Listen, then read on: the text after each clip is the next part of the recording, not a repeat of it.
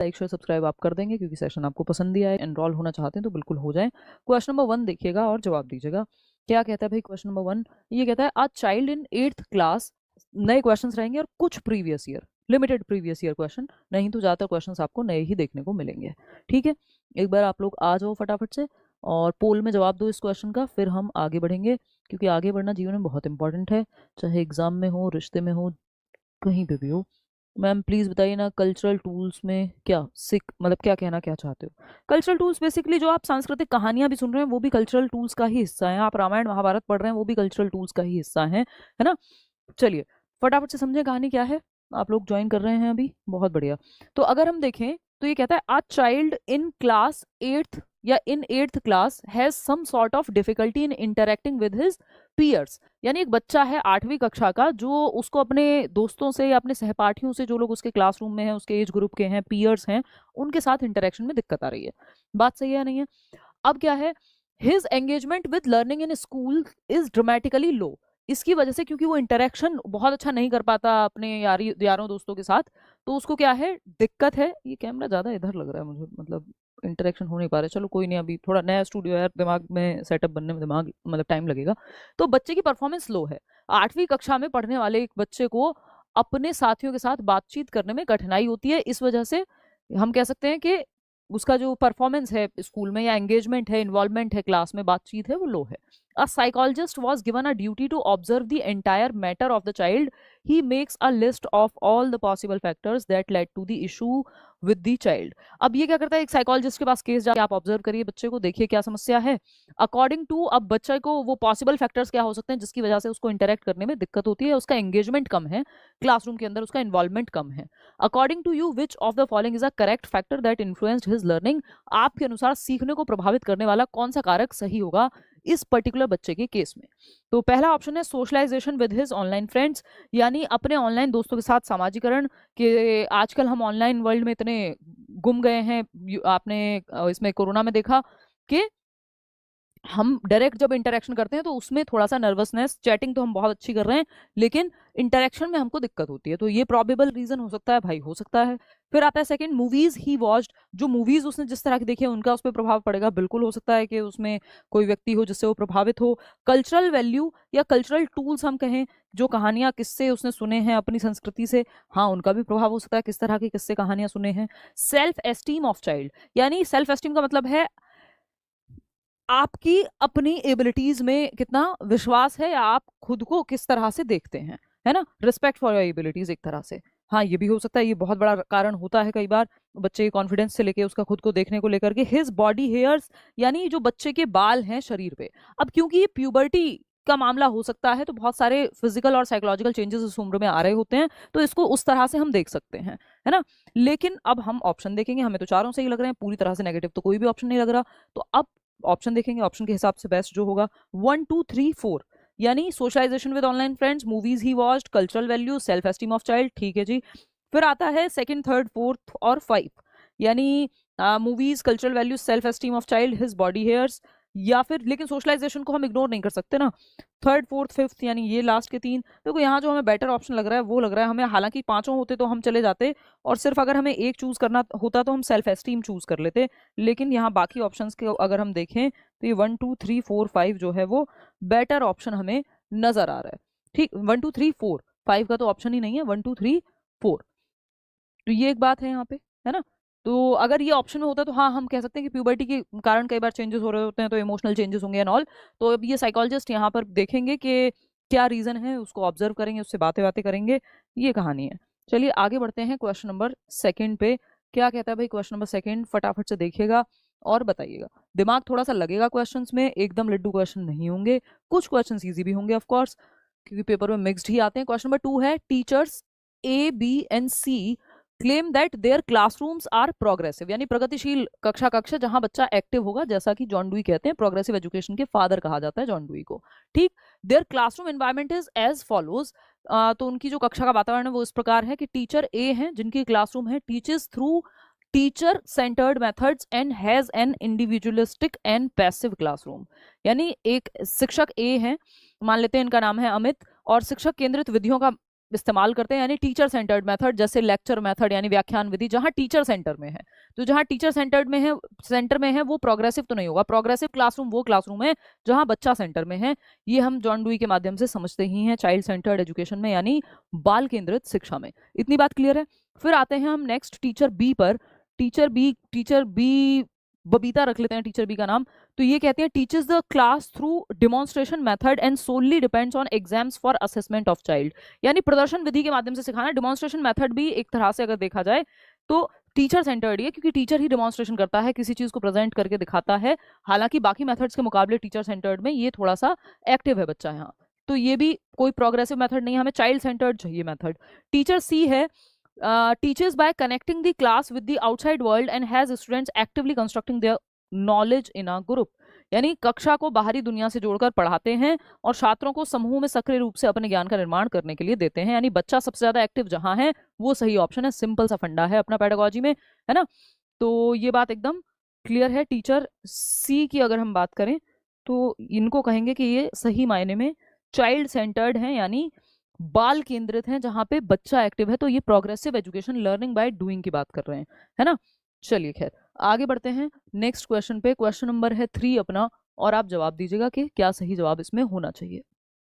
ठीक है, फटाफट से बताएंगे कमेंट करके। देखिएगा, पढ़िए सवाल और फिर बताइए।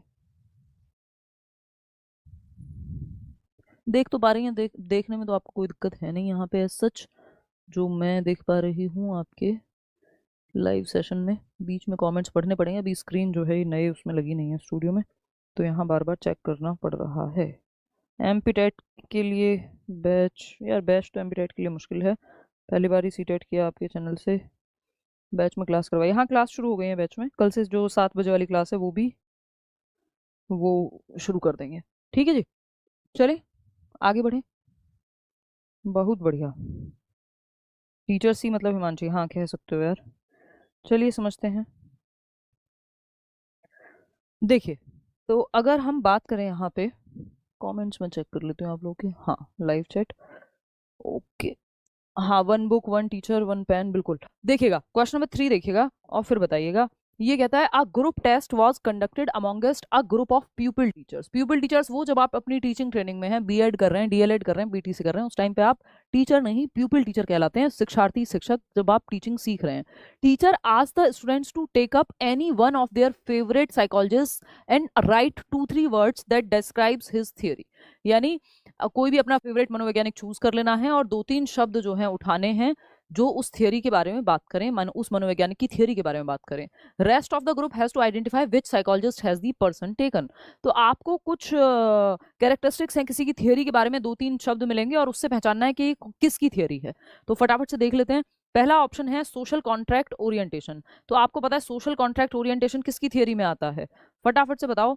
सोशल कॉन्ट्रैक्ट ओरिएंटेशन आता है आपका 4th स्टेज है लॉरेंस कोहलबर्ग की थियरी में, लॉ एंड ऑर्डर कहते हैं जिसको, जोन ऑफ प्रॉक्सिमल डेवलपमेंट, संभावित विकास का क्षेत्र, ये लेव वाइगोत्स्की से जुड़ा हुआ है। तो फर्स्ट का बी देख लो कहाँ है, फर्स्ट का बी सिर्फ 4th ऑप्शन में है, तो बाकी कहीं तो है ही नहीं, तो आंसर तो यही हो गया सीधा, बिना चेक किए भी हमें पता चल जाएगा तो स्मार्टली। तो यहाँ पे हम देखेंगे सामाजिक अनुबंध अभिविन्यास, तो ये लॉरेंस कोहलबर्ग, यानी फर्स्ट का हो गया बी। निकटतम विकास का क्षेत्र जिसको हम जेडपीडी कह रहे हैं, लेव वाइगोत्स्की। फिर बहुबुद्धि का सिद्धांत जो है वो हार्वर्ड गार्डनर, यानी थर्ड का ए। देन आपका अनुकूलन यानी अडेप्टेशन जो कि पियाजे की थ्योरी में आएगा, सी। तो 4th option is the right answer, simple जवाब। क्लियर है बात, कोई दिक्कत परेशानी इस बात को समझने में अगर हो रही है तो आप बता सकते हैं, बात सही है। चलिए आगे बढ़ते हैं नेक्स्ट क्वेश्चन पे। क्वेश्चन नंबर है 4। क्या कहता है क्वेश्चन नंबर 4, देखिएगा। क्वेश्चन नंबर 4 है Sushma believes in socio constructivist views of learning, so she is a supporter of, यानी सुषमा जो है वो सीखने के सामाजिक संरचनावादी विचार में विश्वास करती हैं, इसलिए वह निम्नलिखित में से किसकी समर्थक हैं। सामाजिक रचनावादी यानी समाज में रहकर के ज्ञान की रचना करना, यानी लोगों के बीच ग्रुप में सीखना। वाइगोत्स्की की याद आपको आ जानी चाहिए इतना सुन करके, सोसाइटी, कल्चर, लैंग्वेज, ये 3 बहुत महत्वपूर्ण बातें हैं वाइगोत्स्की की थियरी में। तो पहला ऑप्शन है effective learning is activated by lecturing and explaining, यानी व्याख्यान देने और समझने से प्रभावी शिक्षण होता है, यानी लेक्चर में बच्चा उतना एक्टिव नहीं होता, ये बात हमें माननी पड़ेगी। लेक्चर मेथड थोड़ा सा क्या पूरी तरह से ही टीचर सेंटर्ड मेथड है, तो यहाँ पे उतना बच्चा एक्टिव नहीं मिलेगा, जबकि सोशियो कंस्ट्रक्टिविस्ट क्लासरूम, सामाजिक रचनावाद में बच्चा एक्टिव मिलेगा, डिबेट डिस्कशन करता हुआ मिलेगा। फिर आता है effective learning takes place through the process of recall and rehearsal, यानी बार बार रिपीट कराते रहो चीजें तो इससे रट्टाफिकेशन रोट लर्निंग बढ़ेगी, बच्चा एक्टिव नहीं होगा, और सामाजिक अधिगम में बच्चा एक्टिव मिलेगा, ग्रुप में डिस्कशन करता हुआ या कोई भी एक्टिविटी करता हुआ। लर्नर्स रिसीव नॉलेज पैसिवली, बच्चा कभी भी पैसिव नहीं हो सकता, निष्क्रिय नहीं हो सकता, ये सिंपल फंडा है, पूरी पेडागोजी में लागू होता है। फिर आता है fourth option, learners actively construct knowledge, ये बात एकदम सही है, बच्चे हैं वो ज्ञान का सृजन या निर्माण सक्रिय रूप से करते हैं, एक्टिविटी करके, कोई क्लासरूम में डिस्कशन करेगा, डिबेट करेगा, चर्चा परिचर्चा एक्टिविटी, यानी बच्चा जहां एक्टिव है वो ऑप्शन बेस्ट है, ये अपना सिंपल फंडा रहता है। ठीक है जी, तो fourth option is the right answer. आगे बढ़ेंगे, पोल क्वेश्चन नंबर है 5 आपका, असर्शन और रीजनिंग के क्वेश्चन आते हैं, ये अच्छा सवाल है, इसको ध्यान से कीजिएगा, इसमें गलती आप कर सकते हैं। देखिएगा, ये कहता है यानी अभिकथन या एक स्टेटमेंट है और उसका रीजन है, उसकी रीजनिंग है, तर्क है। असर्शन यानी अभिकथन क्या है, अकॉर्डिंग टू एनईपी यानी नेशनल एजुकेशन पॉलिसी के अनुसार जो 2020 में आई थी, 360 degree multi dimensional report cards have been proposed. 360 degree report card यानी बच्चे का जो एक असेसमेंट का कार्ड बने वो 360 डिग्री आकलन होना चाहिए, सिर्फ पेन पेपर का नहीं। और उस 360 डिग्री में क्या आता है भाई, ये 360 डिग्री आकलन में आता है आपका सिंपल 360 डिग्री असेसमेंट का एक रिपोर्ट कार्ड बनेगा, यानी बच्चे को हर एक दिशा में 360 डिग्री पे आप माप दे रहे हो, ये एक सिंपल बात है। इसमें क्या क्या होगा, ये होलिस्टिक है यानी सर्वांगीण रूप से, इसमें टीचर का असेसमेंट भी है, टीचर क्या दे रहे हैं, टीचर ने बच्चे को कैसे आकलन किया है, इसमें बच्चे का सेल्फ, वो खुद को कैसे देखता है, और उसके पीयर्स कैसे देखते हैं, उसके साथी समूह कैसे देखते हैं। तो तीनों ही पहलू में, हर एक पहलू से आप बच्चे को देख रहे हैं, करिकुलर और को करिकुलर, पेन पेपर भी, और जो उसकी स्किल्स हैं उनको भी देख रहे हैं। सॉरी, तो ये बात तो सही है, ट्रू है। हाँ, 360 डिग्री 360 डिग्री असेसमेंट की बात आपकी हुई है किसमें, एनईपी के 360 डिग्री असेसमेंट के कार्ड में।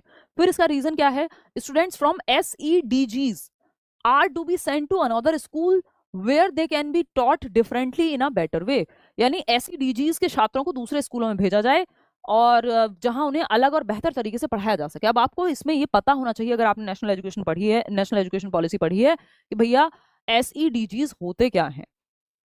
पहले आप लोग जवाब दे दीजिए पोल में, मैं देख लेती हूँ, और फिर देखते हैं कि आप लोग गलत बता रहे हैं कि सही बता रहे हैं। मानसी अनिकेत फटाफट से जवाब दो। देखिएगा, तो अगर हम देखें यहाँ पे SEDGs क्या होते हैं, देखो एक तो किसी भी ग्रुप को आपको अलग से नहीं भेजना, इंक्लूसिव एजुकेशन की बात करनी है, ठीक। SEDGs होते हैं आपके socially economically deprived groups, socio economically deprived group, यानी वो ग्रुप जो सामाजिक और आर्थिक रूप से कमजोर है, तो ऐसे अलग से ग्रुप बनाए जाए, उनको स्पेशली मौका दिया जाए शिक्षा का और सिखाने का। तो ऐसा नहीं है इनको अलग थलग किसी और स्कूल में भेज दो जो सामाजिक रूप से या आर्थिक रूप से वंचित बच्चा है, तो ये बात गलत हो जाएगी। हाँ, ग्रुप्स बनने चाहिए, उनका ध्यान रखा जाना चाहिए, लेकिन स्कूल में ही रहेंगे, इंक्लूसिव एजुकेशन भी तो है, सभी के लिए शिक्षा, ऐसा थोड़ी अलग थलग करना, सेग्रीगेट करना हो गया, ये तो अलगाव हो गया, और अलगाव जो है इंक्लूसिव एजुकेशन का जस्ट ऑपोजिट है। इतनी बात क्लियर है हमको। तो ए तो सही है बट आर फॉल्स है, A is true but R is false. 360 degree assessment की तो बात हुई है, लेकिन आर तो अपने आप में स्टेटमेंट ही फॉल्स है, रीजन तो जब ये अपने जगह पे सही होगा। क्वेश्चन नंबर 6 देखिएगा, क्वेश्चन नंबर 6 क्या कहता है भाई, the dash involves the development of our mental skills and the acquisition of knowledge, यानी डैश जो है वो इन्वॉल्व करता है मानसिक कौशलों के विकास को और हमारे ज्ञान के अर्जन को, कि हम ज्ञान का निर्माण कैसे करेंगे, ज्ञान को अर्जित कैसे करेंगे, जैसे आप अभी सुन करके पढ़ करके कर रहे हैं।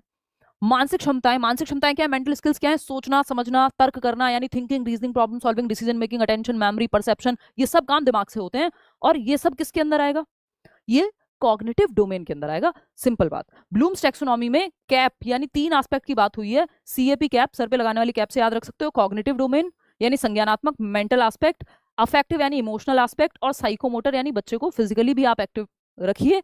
तो ये तीनों जहां जुड़ते हैं वहां लर्निंग बेहतर होती है ब्लूम टैक्सोनॉमी के अकॉर्डिंग।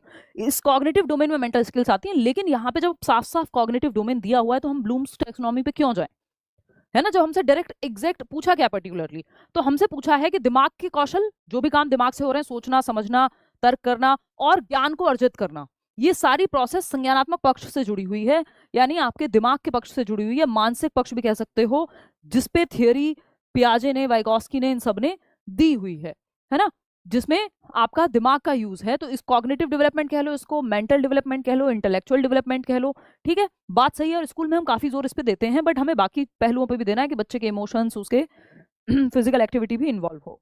चलिए खैर क्वेश्चन नंबर 7 पर चलते हैं और देखते हैं कि सवाल क्या कहना चाहता है हमसे, कवि कहना क्या चाहता है समझते हैं। A teacher takes a test in the classroom of the topics she teachers in the classroom every now and then. मतलब एक टीचर है जो समय समय पे टेस्ट लेती रहती है, जो भी उस टॉपिक उस दौरान पढ़ा रही होती है उस पर टेस्ट भी ले लेती है जब मौका लगता है। She provides feedback to students that can be use to improve their learning, this is an example of. अब वो बच्चों को फीडबैक देती है, प्रतिपुष्टि देती है कि देखो यहाँ पे इंप्रूवमेंट की जरूरत है, यहाँ पे इसको बेहतर कर सकते हैं, ऐसे सीख सकते हैं। समय समय पे जो जो सीखा जा रहा है उसका टेस्ट भी लिया जा रहा है। जैसे हम अभी क्वेश्चंस कर रहे हैं, बीच में आप गलत कर रहे हैं फिर भी बताया जा रहा है कि अच्छा ये ऐसे नहीं ऐसे होना चाहिए, यूं होना चाहिए, ऐसे इसलिए होना चाहिए एंड ऑल। तो ये क्या है, असेसमेंट फॉर लर्निंग है, ऑफ लर्निंग है, एज लर्निंग है, या कॉन्टिन्यूअस एंड कॉम्प्रिहेंसिव है। देखिए सीसीई के अंदर तो ये आ जाता है, लेकिन हमसे एग्जैक्ट पूछा है और यहाँ पे जवाब छिपा हुआ है, तो हम सीसीई को की तरफ अलग से नहीं जाएंगे, है ना। आता तो ये सीसीई के अंदर ही है। कॉन्टिन्यूअस एंड कॉम्प्रिहेंसिव इवैल्यूएशन एक सिस्टम है आकलन का, यानी इवैल्यूएशन का, मूल्यांकन का, जिसके तहत ये as learning, of learning, for learning आता है। देखो क्योंकि ये प्रोसेस ड्यूरिंग चल रही है, यानी टीचिंग लर्निंग प्रक्रिया के दौरान सीखा और सिखाया जा रहा है और आकलन किया जा रहा है, तो ये असेसमेंट फॉर लर्निंग है। और ये FA का पार्ट है, यानी फॉर्मेटिव असेसमेंट का, जहां पे एक्टिविटीज और इन सब चीज फीडबैक के लिए आकलन किया जाएगा। ऑफ लर्निंग होता है फाइनल एग्जाम आपका, जब आप सीटेट का एग्जाम देने जाएंगे। ये फॉर लर्निंग है जो आप आज कर रहे हैं, ये नंबर नहीं जुड़ रहे हैं आपके, है ना। आपकी लर्निंग बेहतर हो रही है, इंप्रूवमेंट के लिए है, फीडबैक के लिए है। तो ऑफ लर्निंग तो बिल्कुल एंड वाला एग्जाम है, and term and exam type के लिए, यानी ड्यूरिंग और फीडबैक के लिए होगा, प्रतिपुष्टि के लिए होगा। एज लर्निंग जब बच्चा स्वयं से सेल्फ असेसमेंट, या उसके दोस्त या वो खुद का आकलन कर रहा है, जब आप खुद से मॉक टेस्ट लगा रहे हैं, तो वो एज लर्निंग है। इतनी बात क्लियर है, या कोई दिक्कत परेशानी दर्द समस्या इस बात को समझने में हो रही है तो बता दो, एक बार फिर से समझ लो। ये हल्की सी बात है बट पेपर में खूब पूछी जाती है। असेसमेंट एज लर्निंग, है ना, बस ये 3 समझ लो, बाकी उतना काम की नहीं है। असेसमेंट एज लर्निंग यानी सीखने के लिए आकलन। एक तो ये पेन जो है इसमें सॉफ्टवेयर हम चेंज कराएंगे अभी भी। Assessment as learning, assessment of learning, of learning, और assessment for learning. For learning पे बहुत क्वेश्चंस आते हैं और फॉर लर्निंग बहुत ज़रूरी भी है बाकी के मुकाबले अगर आप देखेंगे तो। हालांकि सभी अपनी अपनी जगह ज़रूरी है, बट पेपर के पॉइंट ऑफ व्यू से अगर आप देखते हैं तो फॉर लर्निंग काफ़ी महत्वपूर्ण भूमिका निभाता है। ठीक, फॉर लर्निंग का मतलब है इंप्रूवमेंट के लिए ड्यूरिंग टीचिंग लर्निंग प्रोसेस। अभी टीचिंग लर्निंग की प्रक्रिया चल रही है और आप आकलन ले रहे हैं, बीच बीच में टेस्ट ले रहे हैं, एवरी नाउ एंड देन जो पढ़ाया है उसका, और फीडबैक मिलेगा कि कहाँ इंप्रूवमेंट की जरूरत है। तो ये ड्यूरिंग होता है और फीडबैक के लिए होता है ना। ड्यूरिंग मतलब जब टीचिंग लर्निंग प्रोसेस चल रही है साल भर में, कभी भी ये होता रहेगा। जैसे आपके FA टेस्ट होते हैं, फॉर्मेटिव असेसमेंट, रचनात्मक आकलन जिसको कहते हैं, जिसका वेटेज पहले 40% हुआ करता था, अभी भी मतलब FA के नाम से आ जाए तो यही रहेगा। बाकी अभी टर्म एंड ऑल इंट्रोड्यूस कर दिए। ऑफ जो है आपका, ऑफ लर्निंग होता है समेटिव असेसमेंट, ये है योगात्मक आकलन, जो एंड में कितना % आपका आया, थोड़ा जजमेंट के लिए होता है काइंड ऑफ, कि कितना आप स्कोर कर पाए। ठीक, तो ये एंड में होगा। ठीक, ये आपकी टीचिंग लर्निंग प्रोसेस के एंड में जो फाइनल एग्जाम है ऑल। एज लर्निंग है सेल्फ असेसमेंट, बच्चा खुद का आकलन कर रहा है या उसके दोस्त उसका आकलन कर रहे हैं कि भाई तू मेरे को कितना नंबर देगा, ये मैंने लिख के देखा है, या खुद से आप मॉक टेस्ट लगा रहे हैं। इतनी बात क्लियर है तो बताइए, नहीं है तो भी आप बता सकते हैं। ठीक, चलिए फिर। और ये आते किसके अंदर है, तो ये सारा जो सिस्टम है ये CCE के अंदर आता है, कॉन्टिन्यूअस एंड कॉम्प्रिहेंसिव इवैल्यूएशन के अंदर, जो एक सिस्टम है CBSE ने लागू किया था 2010 के आसपास, if I am not wrong. तो चलिए खैर आगे बढ़े नेक्स्ट क्वेश्चन पे। नेक्स्ट क्वेश्चन क्या कहता है भाई, क्वेश्चन नंबर 8 कहता है, देखिएगा और जवाब दीजिएगा पहले फटाफट से। क्वेश्चन नंबर 8 जी, औरंगाबाद में कहाँ से, हाँ बातें कर लो अनिकेत, है ना, ये छूट जाएंगी, पेपर तो होता रहेगा, साल में 2 बार होता है, बहुत साल है हमारे पास, हैं ऐसी बातें सोच रहे हो। देखो फटाफट से, आवाज ठीक आ रही है या नहीं ये बता दो। क्वेश्चन नंबर 8 है, a teacher wanted to assign different task to different students, this task can be justified on the basis of. शिक्षक अलग अलग बच्चों को अलग अलग कार्य सौंपना चाहते हैं कि भाई तुम क्लास मॉनिटर बनोगे, तुम ये करोगे, तुम वो करोगे, तुमको सुनाना है, तुम्हें लिख के दिखाना है, अलग अलग टास्क दिए हैं टीचर ने बच्चों को। इतनी बात सही है। पहला ऑप्शन है स्टूडेंट्स लाइक वैरायटी, इसका बेसिस क्यों है, क्यों कर रहे हैं टीचर ऐसे, कि छात्रों को विविधता पसंद है इसलिए। इट प्रिवेंट्स कॉपिंग असाइनमेंट्स, कॉपी करना बच जाएगा इससे, क्योंकि सबको अलग अलग काम दिया। ये मुद्दा नहीं होता कि कॉपी से बचाना है, बच्चे को सिखाने पे जोर देना है। There are individual differences among the students, छात्रों में व्यक्तिगत विभिन्नताएं होती हैं। एक बच्चा है जो लिख के बहुत अच्छा सीखेगा, दूसरा बच्चा ओरली सुनाने में बहुत अच्छा होगा, तीसरा बच्चा है कुछ उसको पेंट करके कुछ दिखाना होगा तो वो वहां बहुत अच्छा परफॉर्म करेगा। तो अलग अलग बच्चों के अलग अलग इंटरेस्ट हैं, उसके हिसाब से टीचर उनको टास्क देता है। ये ऑप्शन हमें ज्यादा बेहतर नजर आ रहा है। इट कांट बी जस्टिफाइड, क्यों भाई? जस्टिफाई तो कर सकते हैं हम कि ऐसा क्यों कर रहे हैं टीचर, क्योंकि इंडिविजुअल डिफरेंसेस आपका एक टॉपिक है 1 नंबर का, और कुछ दिन पहले हमने बैच में किया भी था करियर विल पर कि व्यक्तिगत विभिन्नताएं, सभी व्यक्ति सेम नहीं होते, नहीं तो रोबोट्स हो जाएंगे हम दिखने में, मतलब हम अपने इंटरेस्ट में, शेप में, साइज में, एप्टीट्यूड में, एटीट्यूड में, यानी हमारी क्षमताओं में, हमारे इंटेलिजेंस के लेवल में, हमारी रुचि किस चीज में, किसी को मैथ्स पसंद है, किसी को आपका साइंस पसंद होगा, किसी को स्पोर्ट्स में इंटरेस्ट होगा, तो हम में विभिन्नताएं होती हैं। तो आकलन के तरीके भी अलग अलग होने चाहिए। अलग अलग काम हम अलग अलग बच्चों को असाइन करते हैं। जो म्यूजिक में अच्छा है उसको हम कहते हैं, अगर 15 अगस्त पे पूरा प्रोग्राम कर रहे हैं तो जो म्यूजिक में बेटर है वो म्यूजिक में इन्वॉल्वमेंट करे, जो मैनेजमेंट में बेटर है वो मैनेजमेंट करे, जो बच्चा आपका चित्रकारी बेहतर कर सकता है तो उसको आप वो वाला काम देते हैं, क्योंकि व्यक्तिगत विभिन्नताएं हैं। अगर एक बच्चे का इंटरेस्ट ही नहीं है स्पोर्ट्स में तो आप उसको जबरदस्ती डालेंगे तो वो अच्छा नहीं करेगा, और एक बच्चे का इंटरेस्ट है स्पोर्ट्स में, उसको नहीं डालेंगे तो वो अच्छा नहीं करेगा। समझ पा रहे हैं? तो बच्चे में यानी लोगों में इन जनरल विविधताएं हैं, हम रोबोट्स नहीं हैं।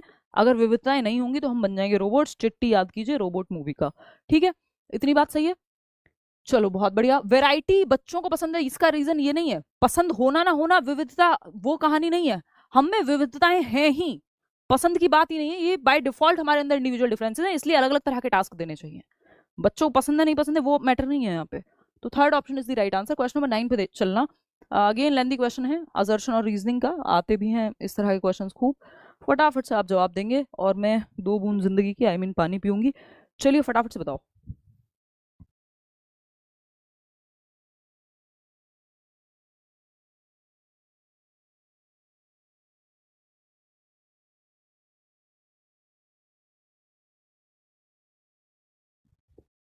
देखिएगा क्वेश्चन नंबर 9 कहता है, देख पा रहे हो कि नहीं? हाँ देख पा रहे हो विनोद? देखो, असर्शन और रीजनिंग, जेंडर इक्विटी, बहुत ध्यान से जवाब देना इसका। जेंडर इक्विटी यानी लैंगिक समता, उल्टा लिख दिया हिंदी में, लैंगिक समानता इक्वालिटी, और लैंगिक समता यानी इक्विटी, ठीक है? इसको ध्यान से देख लेना। तो जेंडर इक्विटी के बारे में लिखा है, absence of discrimination on the basis of a person sex in authority, opportunities, allocation of resources और benefits and access to services. बहुत अच्छा क्वेश्चन है, इसमें बहुत लोग आप लोग गलतियां करेंगे भर भर के, मुझे पूरा भरोसा है आप लोग पे, क्योंकि ये क्वेश्चन थोड़ा सा ट्रिकी हो जाएगा, है ना? तो अगर हम देखें, जेंडर इक्विटी की बात हो रही है, यानी समता की बात हो रही है, लैंगिक, absence of discrimination on the basis of a person sex in authority opportunities, यानी आप डिस्क्रिमिनेट नहीं कर रहे हैं, भेदभाव नहीं कर रहे हैं व्यक्ति के सेक्स के बेसिस पे कि वो मेल है कि फीमेल है, और अथॉरिटी अपॉर्चुनिटीज में कोई अवसर देने में कि बच्चा चाहे वो कोई भी जेंडर से है, आप बराबर अपॉर्चुनिटी दे रहे हैं, चाहे बेटा है या बेटी है, आप दोनों को सेम स्कूल में भेजते हैं, सेम तरह की अपॉर्चुनिटीज दे रहे हैं। बात सही है। अलोकेशन ऑफ रिसोर्सेज और बेनिफिट्स, जो भी आपकी प्रॉपर्टी है वो आप बराबर डिवाइड कर रहे हैं दोनों बच्चों में, जेंडर जो भी है, मतलब इस तरह की स्थिति है। इसको इक्वालिटी कहते हैं, इसको इक्विटी नहीं कहते हैं। तो ये हो गया गड़बड़, फॉल्स। ये ऐसा होना चाहिए, ये इक्वालिटी है कि बराबर बांट रहे हैं आप, दिस इज इक्वालिटी। इक्विटी की जब हम बात करते हैं तो वो कुछ और होता है, वो क्या होता है देखेंगे अभी। जेंडर इक्वालिटी क्या है? Being fair to women and man to redress historical disadvantages that have prevented men and women from having equal access to rights and privileges। मतलब लैंगिक समानता यानी इक्वालिटी की बात ये कहना चाह रहे हैं इनके हिसाब से कि ऐतिहासिक नुकसानों को दूर करने के लिए महिलाओं और पुरुषों, या फिर जो उनको हम कहेंगे डिसएडवांटेजेस कह लीजिए, या अलाभान्वित रहे, किसी भी रूप से वंचित रहे महिलाएं और पुरुष ऐतिहासिक रूप से, उसको दूर करने के लिए महिलाओं और पुरुषों के प्रति निष्पक्ष होना, जिसने पुरुषों और महिलाओं को अधिकारों और विशेषाधिकारों तक समान पहुंच से रोका जा सके। बेसिकली क्या कह रहे हैं, जिसकी वजह से रोका गया है, हिंदी में थोड़ा ट्रांसलेशन गड़बड़ है। तो ये कह रहे हैं यहाँ पे कि आप महिलाओं और पुरुषों के प्रति क्या है, फेयर रहें, यानी जहां पे जैसी नीड है। अगर फीमेल्स को बहुत समय तक, बराबरी की बात तो तब करोगे ना जब बराबर जगह से शुरू कर रहे हो दो लोग। अगर एक वर्ग को, यानी अगर फीमेल्स को पहले से ही दबा करके रखा गया है, उनको मौका मिला ही नहीं उतना पढ़ने का, खाने से लेके स्कूल भेजने से लेके हर चीज में तो जो है अंतर है, समाज ने अगर दबा करके ही रखा है, या जो बराबर है ही नहीं, जिसको बराबर अपॉर्चुनिटीज मिली ही नहीं है, तो इक्वालिटी से पहले आपको इक्विटी का सोचना पड़ेगा। इक्विटी क्या है? समता, कि आप फिर वुमेन को रिजर्वेशन दे रहे हैं, नीड के हिसाब से बेसिकली रिजर्वेशन दे रहे हैं गवर्नमेंट जॉब्स में, आप रिजर्वेशन दे रहे हैं चाहे मेट्रो के डब्बे में, क्योंकि डिफरेंट रीजंस हैं, उनको मेंस्ट्रुअल साइकिल हो सकती है, प्रेगनेंसी हो सकती है, छेड़छाड़ के मामले बहुत 70 चीजें हैं।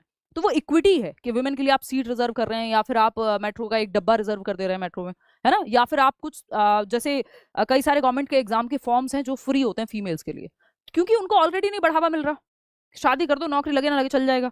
सब जगह नहीं है बट ये चीज बहुत हद तक है, अभी भी है काफी जगहों पे। तो ये क्या है, या बिहार में फीमेल्स को जो है नौकरी में रिलैक्सेशन है सरकारी नौकरी में, क्यों, क्योंकि ऑलरेडी बढ़ावा नहीं दे रहे हैं लोग, पढ़ा ही नहीं रहे हैं फीमेल्स के केस में। मेल्स के केस में कुछ और हो सकता है कि सोसाइटी ने उनको रोने का भी अधिकार ठीक से दिया नहीं हुआ, है ना। तो नीड के आधार पे फेयर होना ये इक्विटी कहलाता है। नीड के आधार पे आप प्रेफरेंस या जो भी महत्व दे रहे हैं वो करना, ये इक्विटी कहलाता है, ठीक। लेकिन यहाँ पे इक्वालिटी लिख दिया। इक्वालिटी की डेफिनेशन ऊपर वाली थी कि आप बिना जेंडर को देखे, बिना भेदभाव किए बराबर अपॉर्चुनिटी दे रहे हैं, चाहे लड़का है या लड़की है। लेकिन जब आप एक्स्ट्रा ध्यान दे रहे हैं किसी भी एक जेंडर पे, उसको बेहतर करने के लिए, ऊपर उठाने के लिए, क्योंकि किसी भी आधार में वो पीछे रहा है, तो वो इक्विटी है। इक्वालिटी तभी अचीव होगी जब हम इक्विटी रखेंगे। अगर हम इक्विटी नहीं रखेंगे तो इक्वालिटी तक पहुंच ही नहीं पाएंगे, ठीक। तो ये एक बात है। अब कैसे होगा वो, अब मान लीजिए बिहार में रिलैक्सेशन मिल रहा है फीमेल्स को जॉब में, अब वहां पे किसी एक फीमेल को उस चीज का फायदा मिलता है या कई फीमेल्स को मिलता है, फिर अगली जनरेशन को ऑलरेडी वो अपॉर्चुनिटी का मौका मिल जाएगा, दोनों बच्चों को वो पढ़ाएंगे। तो वो इक्वालिटी कहीं ना कहीं तभी हम पहुंच पाएंगे जब हमें इक्विटी मिलेगी। तो इक्विटी है नीड के आधार पे, इक्वालिटी है जस्ट बराबरी, है ना। इक्वालिटी क्या है, अगर कोई व्यक्ति है जो चल नहीं पा रहा और एक व्यक्ति है जो दौड़ सकता है, दोनों को बराबर खड़ा कर दिया आपने, ये है इक्वालिटी। तो हमेशा तो इक्वालिटी काम नहीं आती, ये है इक्वालिटी, आपने इक्वल अपॉर्चुनिटीज दे दी मेल और फीमेल्स को, जबकि हो सकता है कि एक वर्ग पहले से दबा हुआ हो, ठीक। तो अगर दूसरी तरफ अगर हम देखें, फॉर एग्जाम्पल छोड़ देते हैं, बहुत एग्जाम्पल हो चुके हैं, है ना, नहीं तो लंबी जाएगी बात। तो अगर हम देखें इक्वालिटी है, आपने इक्वल अपॉर्चुनिटीज, अवसर वगैरह आपने सब बराबर दे दिए। Equity is equality, equity is need के बेस पे आप फेयर हैं। यदि फीमेल्स को ज्यादा एम्पावरमेंट की जरूरत है तो आप कर रहे हैं, क्यों, क्योंकि इक्विटी है, फेयरनेस है basically, as per the need fair हैं आप। कि एक व्यक्ति है, मान लीजिए एक व्यक्ति है जो चल नहीं सकता, एग्जाम्पल पे आते हैं वापस से, और एक व्यक्ति है जो व्हील चेयर पे, दूसरा व्यक्ति है जो दौड़ सकता है, आप दोनों को बराबर खड़ा कर दिया कि दौड़ लगाओ, तो ऑफकोर्स जो व्हील चेयर पे वो दौड़ नहीं पाएगा, तो वहां आपको इक्विटी लानी पड़ेगी। इसलिए पैरा ओलंपिक्स डिफरेंटली हो रहे हैं, ठीक। तो इक्विटी नीड को भी समझना है। चलिए खैर, तो ये दोनों ऑपोजिट कर दिया इन्होंने डेफिनेशन में, कि इक्विटी की जगह इक्वालिटी लिख दी है डेफिनेशन में। और तो जेंडर इक्विटी, ये जेंडर इक्वालिटी की डेफिनेशन है जिसमें इक्विटी में डाल दिया है, और ये जेंडर इक्विटी की डेफिनेशन है, और ये डेफिनेशन अब आप ध्यान में रखिएगा, है ना। तो ये दोनों ही गलत हो गए, इसलिए ANRR फॉल्स, क्योंकि ऑपोजिट कर दिया मामला, ठीक। तो fourth option is the right answer. Hopefully आपको एक इंपॉर्टेंट टॉपिक समझने को मिला होगा इस क्वेश्चन के माध्यम से। क्वेश्चन नंबर 10 देखिएगा और जवाब दीजिएगा। आपके प्यारे प्याजे चचा का क्वेश्चन है, जवाब देंगे फटाफट से, जल्दी से बताइए। दोनों गलत है, हाँ, क्योंकि डेफिनेशन गलत दे दी ना, ऑपोजिट दे दी। जहां इक्विटी लिखना था वहां इक्विटी नहीं लिखा, इक्वालिटी लिख दे। वो आपकी समझ को चेक करने के लिए किया है ऐसा, है ना। और बताओ। हाँ बिल्कुल सही कह रहे हो तरुण। चलो नेक्स्ट क्वेश्चन पे चलें, फटाफट से देखते हैं, टाइम क्या हुआ है, 10 बजने में 10 मिनट। देखिए, while writing an answer to a question about Jean Piaget's theory, a child writes adaptation involves two complementary activities, equilibration and organization. Is he correct? Jean पियाजे के सिद्धांत के बारे में एक प्रश्न का उत्तर लिखते समय बच्चे से पूछा गया कि अनुकूलन में दो प्रक्रियाएं, दो पूरक प्रक्रियाएं होती हैं, कॉम्प्लीमेंट्री। अनुकूलन क्या है, अडेप्टेशन। अडेप्टेशन के अंदर क्या होता है, ये कह रहे हैं कि अडेप्टेशन के अंदर होता है एसिमिलेशन, यानी चीजों को आत्मसात करना, अपने दिमाग में ऐड करना, और एकोमोडेशन होता है जो एडजस्ट कर रहे हैं आप या मॉडिफाई कर रहे हैं जो दिमाग में आपके पहले से है, ठीक। इसमें इक्विलिब्रेशन और ऑर्गेनाइजेशन नहीं होता, तो ये तो गलत हो गया। तो हम कहेंगे कि हाँ ये बिल्कुल गलत है और ओनली 2 चूज कर लेंगे, यानी second option is the right answer over here. आगे बढ़ेंगे नेक्स्ट क्वेश्चन पे, क्वेश्चन नंबर है 11। देखिएगा क्वेश्चन नंबर 11 क्या कहता है।